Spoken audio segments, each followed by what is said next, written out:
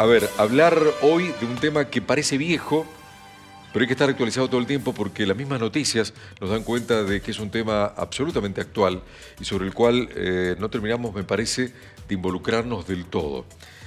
Es el tema del maltrato infantil, que parece será una violencia que está invisibilizada en algún punto. Después nos sorprendemos, ¿no?, cuando se dan a conocer casos de trascendencia a veces nacional. Vamos a hablar con Silvina Moyo, que es jefa del Programa de Prevención y Atención del Maltrato de Niñas, Niños y Adolescentes. Silvina, ¿cómo va? Muy bien, muy bien. Buen día a todos y todas. Muchas gracias por la invitación. Gracias por venir al programa. Es todavía un tema que está un poco como escondido, digo yo, dentro de todo el temario que nos abarca como comunidad, ¿o es que no queremos verlo? Hoy podemos reconocer que está mucho más visibilizado que hace unos años atrás. Las situaciones de violencia que afectan a los niños, niñas y adolescentes han sucedido a lo largo de la historia, sí, con hechos horrorosos y aberrantes, sí, pero parece que todavía no terminamos de aprender del todo a cómo acompañar en la crianza respetuosa a nuestros niños y niñas. A ver, cuando uno es padre o madre, no sabe cómo ser padre o madre, claro, y lo que implica acompañar en la crianza, que escuchaba la crema pastelera, la demandante, lo que implica criar, o sea, ser padre o madre y criar a niños y niñas desde el sueño, el baño, la escuela, las actividades extracurriculares, el estrés de los adultos, todo esto termina siendo, si los adultos y las adultas no están fortalecidos, equilibrados emocionalmente, termina siendo una bomba que explota, sí, en los más vulnerables. ¿Quiénes son los más vulnerables? Los niños y las niñas. O sea, nosotros no veríamos con buenos ojos, por ejemplo, que si alguien en el trabajo de uno hace mal algo, sí, y le gritan, le digan, sos de un estúpido, o sea, reaccionaríamos. O si yo hago mal algo en mi trabajo y viene mi jefe y me pega una cachetada. Obviamente que reaccionaríamos. Bueno, culturalmente hoy en muchos lugares todavía, lamentablemente, se sigue sosteniendo la violencia hacia los niños y niñas que nosotros estamos criando y educando como una forma de crianza, que no lo aceptamos entre los adultos, ¿sí? Silvina, ¿qué tipo por ahí de maltrato? Cuando hablamos de maltrato, que pareciera que lo tenemos tan claro, sí, ¿no? Con el golpe, ¿no?, que es lo más tremendo. Sí. ¿Qué tipos de maltrato infantil existen? ¿Y cuándo podemos visibilizar desde algún lugar, siendo vecino, hermano, hijo, que algo está ocurriendo? Sí. ¿Cómo me doy cuenta? Hay dos situaciones. Una, cómo los demás visibilizamos lo que pasa dentro de la familia. La mayoría de las situaciones de violencia se dan puertas adentro, se dan en los núcleos familiares convivientes. Uno habla del maltrato pensando que le pasa a otro. La mayoría de las situaciones se dan puertas adentro. Una cosa es poder identificarlo y visibilizarlo desde afuera, ¿sí?, siendo familia, siendo vecino, observando a los niños y niñas. Le podemos observar alguna marca, alguna lesión, alguna conducta emocional, que puede ser de retraimiento, o que está más lloroso, que se aísla, o con el mismo relato. Hay niños y niñas que confían en otras personas, ya sean dentro de las escuelas o a los abuelos o los vecinos, y les cuentan lo que les está pasando. Y otra cosa es poder trabajar hacia adentro como adultos y adultas, qué nos está pasando con las situaciones de violencia, qué nos pasan cuando criamos a nuestros niños y reaccionamos por frustraciones, porque nos desborda la situación que vivimos actualmente y reaccionamos contra nuestros niños y niñas. Silvina, pero ahí quiero preguntarte, porque verdaderamente estoy en un intríngulis cuando lo pienso. ¿Qué pasa cuando tenemos en la proximidad nuestra, puede ser la casa del lado, la casa del vecino o vecina, tenemos la secuencia de que algo está pasando, gritos permanentes, se escuchan golpes, se escucha el chirlo, se escucha el cachetón, el manotazo? Llanto. Claro, ¿cómo no sentirnos defensores de lo que está pasando y no invasores de una realidad que nos es ajena? Digo, muchas veces la gente lo denuncia porque dice, no tengo por qué meterme, o porque el vecino dice, ¿qué se mete usted conmigo? Yo creo como quiero a mi hijo. O mi hija. Pero eso no es así. El castigo, el maltrato, la violencia hacia niños, niñas, adolescentes, que preguntabas recién qué tipos, que es maltrato físico, maltrato emocional, abuso sexual y negligencia, son los grandes 4 tipos de maltrato que nosotros trabajamos desde el programa. Se constituyen delitos. Ajá. Entonces, por un lado, es una vulneración de un derecho, que es el derecho a la dignidad e integridad personal, ante el cual todos somos responsables por la Ley 26061, que es la Ley Nacional de Protección de Derechos de Niñas, Niños y Adolescentes, por la Ley Provincial 9139, que se legisló en el 2019. El Código Civil, en su modificación del 2015, habla que el castigo físico no es algo que se deba aceptar dentro de las familias como una forma de educar. O sea, las leyes plantean, incluso el Código Penal, que plantean las lesiones cuando se dan a través de una situación de maltrato físico, que es penable. O sea, no es una cuestión que yo puertas adentro a mis hijos puedo hacer lo que quiera con mis hijos.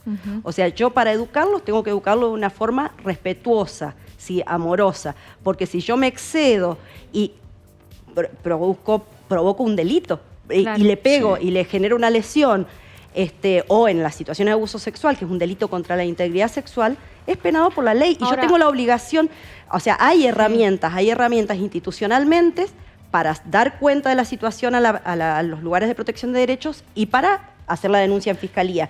Pero los vecinos también tienen la herramienta que es el 102, que pueden llamar de forma confidencial y dar cuenta de lo que está pasando en ese domicilio, para que vayan las profesionales que están preparados para poder identificar estas situaciones y trabajar después en posterior. Te iba a preguntar cómo se trabaja puntualmente, porque sí, hay como muchas leyes, pero siguen pasando casos aberrantes y muchísimos más que no sabemos, que desconocemos. Sí. ¿Cómo trabajan ustedes en este sentido? Porque, qué sé yo, quizá un vecino sí llama, pero no sé qué tipo de pruebas le piden para poder asistir, o se asiste sí o sí, ante la duda, se asiste sí o sí. Sí, ¿Cómo se trabaja? ¿Cómo es la logística punto a punto? Totalmente. No se piden pruebas puntualmente, sino que cuando un vecino o un familiar llama al 102 y plantea que hay una probable situación de violencia que afecta a algún niño o niña, nosotros le pedimos 3 o 4 cosas nada más. El nombre del niño, las edades aproximadas, los nombres de los adultos responsables, nombres, apodo, apellido, como para identificarlo, y la dirección exacta, porque tanto el programa como los equipos de ETIS, que son los equipos técnicos interdisciplinarios, tienen que ir a lugares exactos, no pueden ir a cualquier casa a decir, bueno, acá está pasando una situación de vulneración de derechos de niños y niñas. Con esos datos y con la situación o los hechos lo más detallado que se pueda, nosotros en el 102, que funciona a las 24 horas del día, lo atienden profesionales, psicólogos y trabajadores sociales, escuchan ese relato, toman algunos y piden algunos datos más y evalúan la gravedad de la situación. Y en función de ese relato y de esa evaluación se ve qué institución interviene. Si se tiene que intervenir en la inmediatez, si ustedes escuchan que le están pegando en el momento al niño, o sea, ahí tiene que ir no solamente el ETI, sino que tiene que ir probablemente la policía o una situación de violencia en la calle. Uno ahí tiene que llamar al 911. Si yo veo que le están pegando a un niño en la plaza, en el momento tengo que llamar al 911. Y hay que interrumpir ese acto y después empezamos a trabajar todo lo que es protección de derecho con ETI y lo que es el programa que se trabaja de lo clínico terapéutico. Nosotros hacemos un trabajo en el tiempo, con un proceso, se trabaja con las familias, con los niños, el trauma que les generó esa violencia a los niños y niñas, y qué medida de protección que va a hacer el adulto que va a acompañar en la crianza si ese otro adulto no puede. Silvina, y en ese punto te pregunto, reflejándonos un poco en, lamentablemente, el caso de chiquitinete de Lucio Dupuy, de 5 años, que falleció en noviembre del 2021, proceso que va a terminar ahora con sentencia en el día de mañana. Se ven muchas entradas al sistema de salud con el chico que presentaba golpes, quemaduras. ¿Qué falló ahí? Lo pienso en Mendoza, ¿no? ¿Qué falla ahí cuando una personita de tan corta edad ingresa tantas veces al sistema de salud, queda registro de eso, y parece que no se llegó a tiempo para investigar qué pasaba en el domicilio o en el núcleo familiar de ese niñito? Sí, yo he leído en detalle lo que ha pasado con Lucio. Acá hay una diferencia bastante importante entre lo que son el resto de las provincias del país y lo que es Mendoza. Mendoza tiene un tránsito en el trabajo acerca de las violencias contra niños y niñas que no lo tiene ninguna otra provincia del país. El programa que tenemos nosotros con equipos interdisciplinarios en el sistema de salud en toda la provincia no lo tiene ninguna otra provincia del país.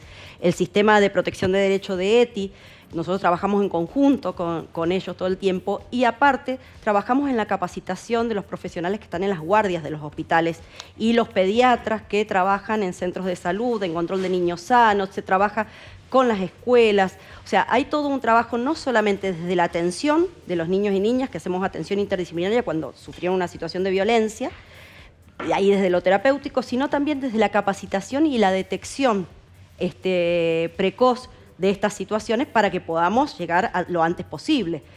Pero también hay que trabajar con la comunidad y con la sociedad en general. Todos somos responsables, todos, absolutamente todos. Primero la familia, luego el Estado, que tiene que acompañar a la familia en la crianza cuando la familia no tiene las herramientas o no sabe cómo, y en tercera instancia la sociedad, todo comprometiéndose, si tomo conocimiento, en dar cuenta a los organismos de protección de estas situaciones para que el Estado pueda intervenir. Nosotros como Estado no podemos meternos en la vida familiar de todo el mundo, claro, pero si nosotros tomamos conocimiento de que está pasando una situación que es una vulneración de derechos graves, como es la violencia, y que se constituye en un delito, no podemos ni intervenir. Silvina, ¿qué pasa cuando la familia es violenta? No es que está en un trance que, no sé, se fue de boca o con un chirlo, sino que es violenta, literalmente. ¿Qué pasa con ese chiquito o esa nena cuando es denunciado quizá desde un hospital pediátrico? ¿Cómo es la instancia? O sea, ¿el médico puede hacer la denuncia? ¿Qué pasa ahí?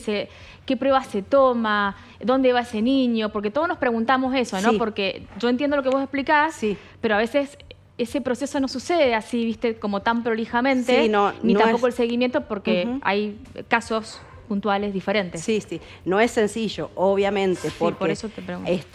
Hay familias que tienen pautas interaccionales violentas generacionalmente. O sea, en esto no es lo mismo que una situación, lo que vos decís, de estrés. Por ejemplo, que hay una situación de carencias económicas, de dificultades en la pareja, y ese estrés lleva a que haya un desborde y se reaccione contra los niños y niñas eventualmente. Eso es una situación en que se reconoce muchas veces por los adultos y adultas.